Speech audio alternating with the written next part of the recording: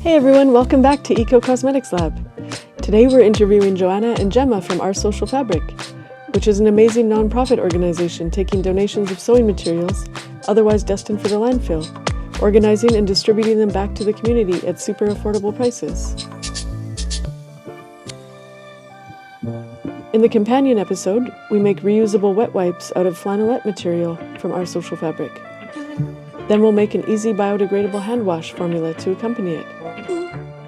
So I hope you'll join us.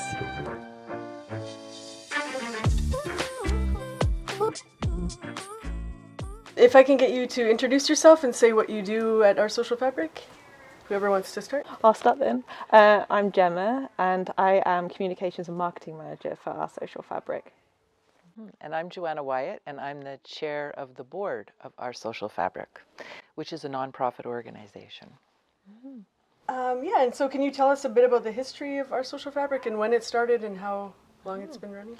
Yeah, so it started in 2009 by a set decorator and a fashion designer who saw that there was a lot of waste fabric in the movie industry. After shoots would wrap up, there'd be a lot from the costume department, there'd be a lot of fabric that was just going to waste. So they decided to start the organization then, and they at first worked out of a warehouse, and they had a locker, and they'd have sales, and they'd bring all the fabric out onto the street or the sidewalk, and they just spread it out, and people would come and buy it.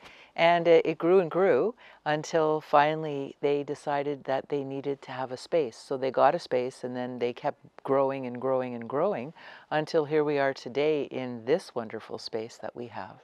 Yeah. So when did you come to this space? In 2017? I think 2017, I think. Okay, so a few years now. Nice. Yeah. And you always had, when did you start the online portion of the... Oh, go ahead, Joe. Well, that's definitely a reaction to the global pandemic. Before that, we only had the in-store shopping.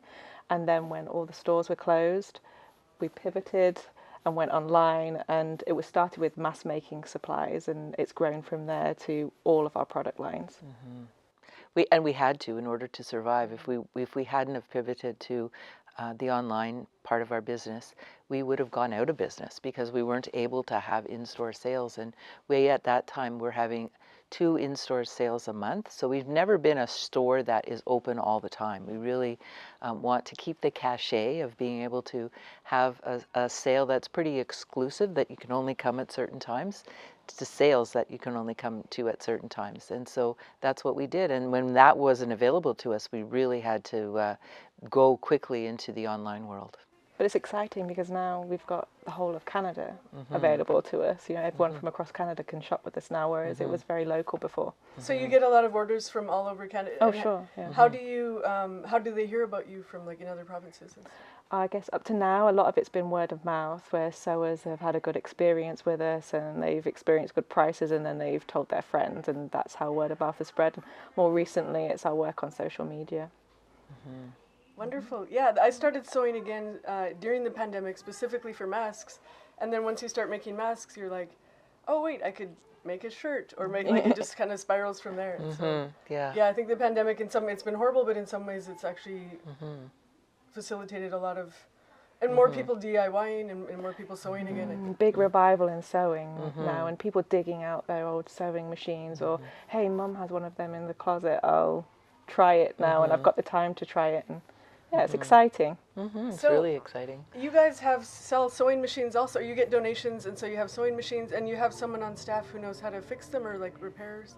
Yeah, so we also sell machines and sergers as well. So far we haven't sold any cover stitch machines, but we would if we got one donated to us.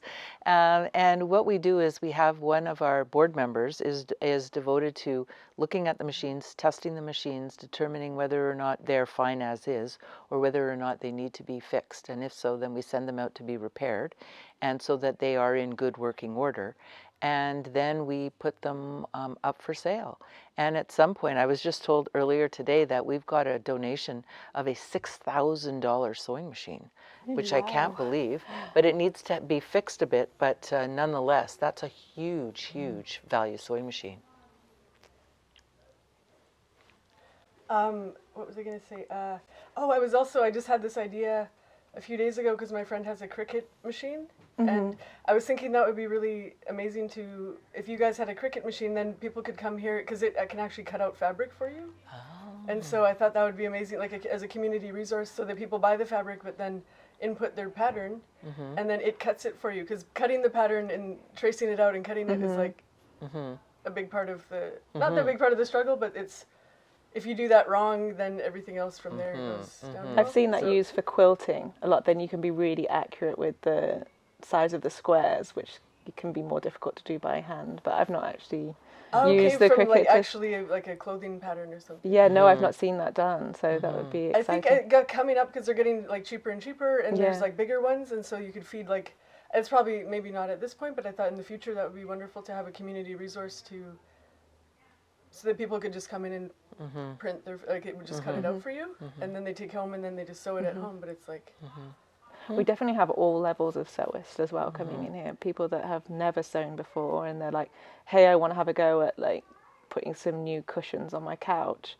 Or there's like super experienced tailors, coming in and sourcing their materials from here. So there's always people in the store that you can get advice from as well. It's not just, we have our volunteers who are super knowledgeable, but often you'll find other customers are giving each other advice on what fabric to pick or how to sew that pattern. So that's why it's good to come to the in-person sales, because then people just get talking and it's like a knowledge hub. Right, and all the people on the board sew for the most part, so that we also can pass along our knowledge to the people who come into the shop. I've worked the cash desk at some of our sales, and I get to talking to people and say, well, how do you do this or how do you do that? So you get a really great opportunity to share what you know about sewing with others. I think we're all passionate about sewing or about fabric or fibre arts in some way, and that's what everyone brings to the table. Well, actually, if I could ask you then how you got started, how each of you got started, and what sort of fabrics you like to do, or what is your journey in sewing? Okay, well, I started to sew when I was about 10. My mother taught my younger sister and I how to sew. She had a little cupboard that she stuck the sewing machine in, and she was sewing curtains and whatever else for the house. I don't know that she ever sewed clothes, but she certainly then taught us how to sew. And so then that just carried over. And as I got older, I started to explore. When I had young children, I made their clothes. It was very easy because you don't have to get patterns to fit. You just cut them out and they wear them. And no, they don't have a choice when they're young. And I loved it. And then I was at work for a number of years. I went back to work after being off for a few years when they were young. And I didn't have a lot of time to sew. I did Halloween costumes and a few things here and there. But then I went into business on my own, and then I had a little bit more time. And so I started to sew again, and that's been about 10 or 12 years. And I've been sewing ever since, and I really enjoy it. And I take lots of courses, and I do lots of reading about sewing. It's my hobby, and it's a great hobby to have. It's been great during COVID as well to keep me busy, and it's a great hobby, and I love it, and I'm always trying to learn more.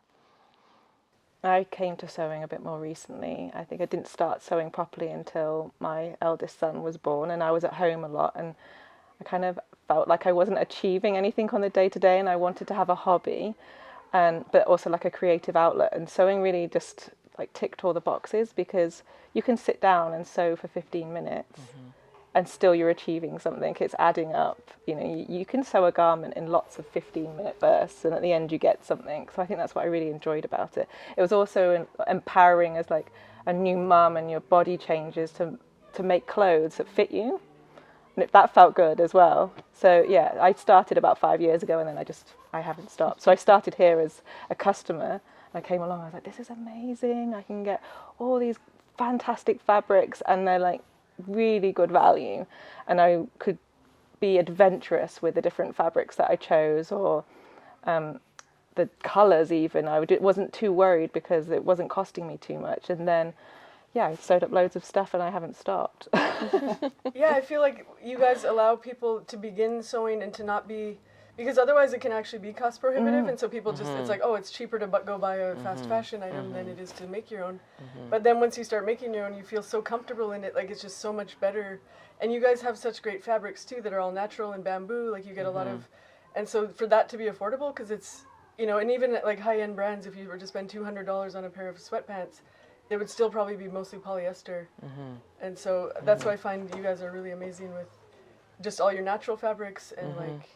Well, we're really at the mercy of our donors, though. We get and you know, the good news is that we get a lot of donations from people who are just individual donors, so they may have huge fabric stashes and they want to pare them back. Or estate sales, people who have, you know, they come in and said, my mom had a big stash of fabric and she's just died, and so I'd like to donate it all to you. We also get the movie industry and the theater industry and manufacturers, production houses. So they call us up, and we're getting to be more and more known, I think, in the Vancouver area. And so we are becoming, you know, the source for people to, you know, give away their donations or give away their excess fabric, and to know that it's going to be well used, like something good is going to happen, and they're making a, you know, a contribution to keeping our environment safer in the meantime. And I hope that our donors also appreciate like our non-profit status as well. And that we are largely run by volunteers, and that we are very passionate about the cause. We're doing this because we love fabric, and we also want to protect the environment. Yeah, it's a win-win. Yeah, it really is a win-win. I was wondering, so how do people, if they want to volunteer, how do they, what kinds of positions are available to volunteer for, and how would they get in touch to do that? Go ahead, Gemma. We have so many volunteers, and they do lots of different tasks, and it's more on the day-to-day of what's needed, depending on what they're doing. I don't know whether maybe you can... Sure. Because you're more of... You have volunteers. Yeah, I don't have that So one of the main things is we get lots of one-off fabrics, so it's to measure them, see how much they are, how wide they are, what they're made of, and then to roll them up. As you can see here, we've got all these bundles, to roll them up and then to put a little tag on them to say what they are and to price them. And we have a price sheet that we know by basically how wide fabric is and how long it is, what it's going to, and what it's made of, what it's going to cost. So that's one thing. Another thing that we often get are bolts of fabric, so we have to cut them into certain lengths. So there's also that to do, and then to roll them up. And if we're rolling for the store, the retail shop, but we don't have to roll for the online store. We just make the pieces flat for the online store.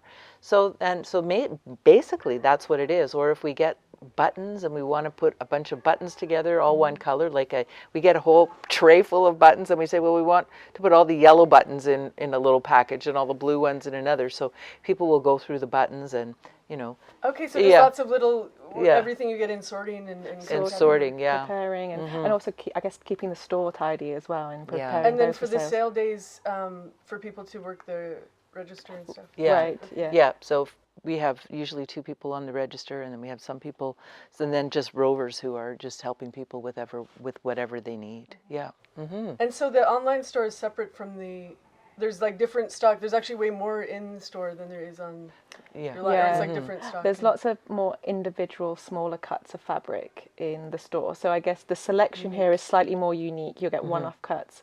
And then we have multiples in the online store just because of the efficiency of inputting that into the website. And also, it's disappointing for customers to see something advertised online and there only be one piece. So we try and put the things that we have multiples of in the online store, but we also have multiples in the retail store. But yeah, there's lots of more individual, unique pieces in here. Yeah, I was volunteering the day when you guys got all the different bamboos. Yes. You made something with it. I was like, next week, and they're like, don't say anything. But yeah, so I actually brought the patterns here because you guys sell amazing patterns too, like all vintage stuff. And so my top is from 1987. Oh, that's awesome! Nice. I don't know. Get the camera. And then the bottoms are from 1986, and I did these ones. Wow, good for Oh, you. awesome. But I did them, and it's like a size. It's a bit bigger, but I hadn't actually. I know this is a bad form, but you should like wash your material before. Yes. Yeah. Otherwise, it Because- tends to shrink. Yeah, and so I was actually like they were a bit bigger, and then so I'm like, oh, that was good. Like I made them too big, and then when I washed them, but I guess that's probably bad form for because you don't know how it's gonna Yeah. if it's gonna shrink evenly. Yeah. Or, We normally So that's- recommend never people do that. pre-wash fabric in the way that they want to then launder the garment afterwards, because you'll never if you just shrink do it it in more than cold- that. Yeah, so if you're only ever going to wash whatever you're going to make in cold water, then you can pre-wash in cold water. But if you were intending on putting it through a hotter wash, then wash at the same temperature, because that will shrink the maximum amount the first time round. But it's great to see this. Yeah, Like, it doesn't yeah. look dated, you know, like No. it doesn't look like well, an see, this 80s. was, in 1980s. This was athleisure before the term athleisure Yeah. became a thing, but it was like getting a lot more sporty, and so and yeah, this is amazing bamboo. And actually, this was a one-off. This was from online, but this was just like only one of them. Oh. And I think this is pure bamboo, and it's just that's what I love about bamboo is it's so breathable and Yes. just like Really is. it's warm but cool at the same time, or it keeps you warm but you're not over hot. Like, Yeah, it and you get the lets drape and Yeah, it's it's a lot nice. more slinky and yeah. So Yeah. I don't know. I'm just and it's like I think that's what's so great about you guys is allowing the affordability of it allows you to buy all different types, and so because as you're sewing, you really have to use it to learn. Like you can't really Yeah. read about it. Like you have to just start using it, and then Right. like the fabric speaks to you, or like as you use it, you develop a sixth sense of like its Yeah. movement or. Yeah, and you know, the thing about us is that we really do have affordable fabrics. And so anybody can come and shop here and be able and to know that they don't have to invest a lot of money to make something. And even if they're just starting out, you know, that's the kind of thing that you need to have is that you can you could have a mistake and it's not going to be the end of the world, and yet you still learn something. And it's still comfortable because a lot of the things I make, it's like even if it's not fit for going outside with Yeah. or whatever, that the first pair of sweatpants I ever made, I still wear them. Like they're not the greatest, but I wear them around the house, and that's okay. Like it's so you can actually still wear the thing even. Yeah. You know, it's not like Exactly. it's a total loss. So. Yeah. I have a story here. I grab this from when we were kids in the 80s. My wow. mom. Our dog ate the other pillow, but I have this pillowcase. She'd put it on when we were sick because it's like such a cute little cat pattern. And like last year in 2021, I got this fabric from here. I remember this. Oh, I remember exactly. photographing this Same. fabric. Yes. And this was $3.35, and it's the Wow. exact same pattern. It's smaller. I couldn't Yeah. really tell online. But isn't that amazing? Wow. Yes. Did we put this in like a kids collection of like prints and stuff? Or I I'm can't not remember. even sure. Maybe, yeah, I I remember. think there was a kids one, but I was like, oh, and so I was just wondering what I should make with this because I was originally going to do a pillowcase, but then I thought, oh, I could do You can do whatever. Shit. a shirt or something. And so if You might have our enough viewers there. want to give their input on what I should make with this, Have to be sleeveless. You don't have enough for sleeves, but Yes. Yeah, I you think could that's like you a could make neater- a shirt. Yeah. okay, like a vest or something. Yeah, some kind Yeah. of. That's the thing is you need more fabric than you think because it's Yes. goes kind of. Or maybe you use this on the body and you use, I don't Oh, know, a that's true, red or too. something on the sleeve. Yeah, on the so- sleeves. yeah. Have like a Yeah, black that's sleeve true or- too. Yeah, black sleeve, yeah. Yeah, it's very cute. Yeah, so I was just so That's heartwarming. so I was like, oh my funny. god, I hadn't seen that since I was a kid, and so I don't know. It's just really sweet. Yeah, that's probably come from someone's like deep stash. And, From the and 80s. Yeah. I love it when we're on the cache and we have people come through and they've got something on that they made in some of our fabric. It's always a great treat to see what people make with the things that we sell them. And you guys have such a good library too, like a book library and tons of like patterns from all over. You had I think recently a bunch of stuff from the 1960s and just like so vintage stuff and. Yeah, we collect some of that real vintage stuff and then put them together as a collection and release it all together because some of that stuff's really special. Oh yeah, so I was wondering what, I guess we can put this on the website too, but if you had any like resources for online sewing tutorials or free, like I know there's a lot of like Mood Society, I think Mood Fabrics has a lot of free patterns as well. There's some hashtags that you can follow. There's So Frugal 22, I think is this year's hashtag. Okay, each year that has the. I think they change it each year, and there's a couple of like Instagram sewists that kind of run this competition. But the idea is to use some fabric you already have and a free pattern. So there's lots of people posting about free patterns that they're using. So if that's a good way to find out about patterns, because a lot of the indie pattern companies will have at least one free pattern, so you can kind of feel what their drafting and instructions are like. But there's so many to choose from. My like favorite one is by Brindle and Twig, and they have a little T-shirt for kids called the Ringer Tee, and I must have made about 20, 30 of those for my kids because it just fits them really well, and it's a free pattern for a T-shirt. So. And the other thing that I do a lot is just go on Pinterest and look at styles and just, put in sewing patterns or sewing designs, kids' clothes, because I sew for 2 young children now. And so that's fun. And I really like the Helen's Closet. Is it Helen's Closet? She has a lot of information on her website that's free tutorials. And then there's another woman over on the island, and that's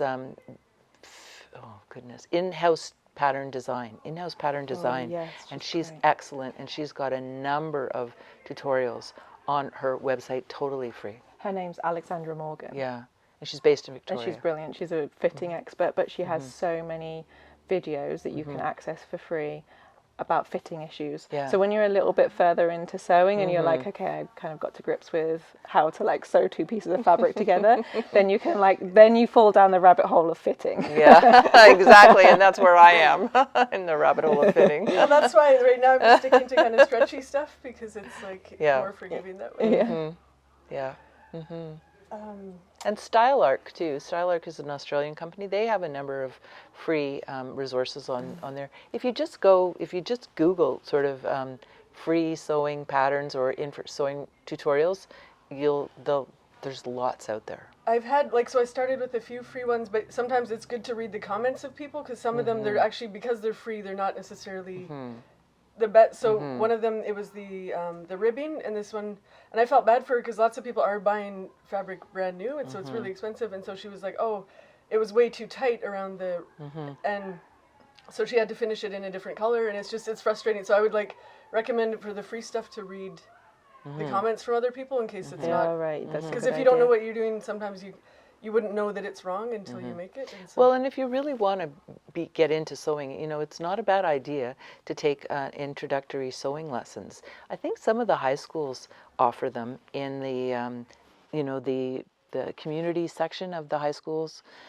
for people in communities, and you can also take them at some of the local colleges. Also offer sewing lessons, and then if you just Google it again, people are offering sewing lessons in their homes. And I don't think it's outrageously expensive. So if you really want to learn how to sew and sew better, then that's always an option too. that's a good way. Yeah. My sewing machine's from 1989. It's a Bernina, and I feel like that it's a tank. It's just before things got digital in the 90s, I guess. I don't. But I'm if I take care of it, actually that's one thing I should learn how to do is oil it or somehow take care of the gears better, because I feel like I could have that machine the rest of my life. It'll last. Or take it in and get it serviced every once in a while. Because I'm I don't, now that I'm actually sewing again, I'm I want to keep this alive and running well. Yeah. So go to a sewing store and just ask them to service it. Yes. Could you recommend a local one? I know there was Tom's Sewing Center it's in Surrey, and that's where I take my machines, and they will service them. You have to make an appointment though, and they're very busy, so you sort of have to book it in advance. Yeah. Okay, I'll do that. Yeah, because I was I don't know what I'm doing, and when they're that old, it's sometimes hard to find the manuals for them and stuff. So, but if you keep it running, it could last you your entire life. So I think if you get it serviced, and then you can ask the technician how you should do your oiling. routine maintenance, and less is more with the oil normally. Yeah, I don't ever use oil. So. Well, because I wasn't sure, because I think to actually get in there, you'd have to remove Yeah, most of the maintenance that I guess the average sewer would do is you can access just from the plate at the front of your sewing machine, and then when it's actually being serviced, then they'll take it all apart. But that's more of like an annual or biannual thing that you would do. So probably once a year or I guess I could ask them what I think it depends on like how many hours you're sewing. You know, if you're sewing lots, it might be more regularly, and if you're sewing infrequently, as long as you're keeping it like clean and dry in between, probably less And putting frequently. the cover on, I don't always... Sure, yeah, dust, yeah. Yeah, it gets dusty inside the machines, and that can be terrible for machines too. So I was going to ask you how people can get in touch for just the sale, the online, I mean, obviously online sales anytime, but for the in-person sales, when they are and when people can come in, approximately, not specific dates, but like... Well, we're open every Thursday from 3 to 7, and every third Sunday from 10 to 1. So those are our sale dates. We have 5 sales a month, and most of them are, it's either 3 or 4 hours. And we post all the dates for each month on the website, and we also send out newsletters each week to our newsletter subscribers, and we'll give previews of what's going to be featured in the next sales. And if people, when they sew things online, I haven't actually, I just finished this yesterday, but when they finish their garment and if they want to tag you guys, what are some of the hashtags you guys use? If they just tag at Our Social Fabric or use the hashtag Our Social Fabric, we'll see it. And then you guys promote it too from your... Yeah, we love to share what people make, particularly if they make something that we've got other examples of, like this top. It's great to show other people like how the fabric falls, how it drapes, or like what the colour looks like on different people. Can be really inspiring rather than a flat shot of fabric. Yeah, it's hard to, when you see it actually on a body. And these ones, because the 80s was all about the... Long sleeves. And like the bat wing type thing. Yeah, so... But yeah, I mean, I'm basically just going with the patterns now, but I think, it's exciting to be able to then even design your own, or like as you go down further to be able to alter things more and... Exactly. There's definitely a spectrum with sewing. I find like you can be really prescribed. You can follow a pattern and you use the suggested fabric and you just go through the steps 1, 2, 3, and then you have a garment at the end, and that's still being creative.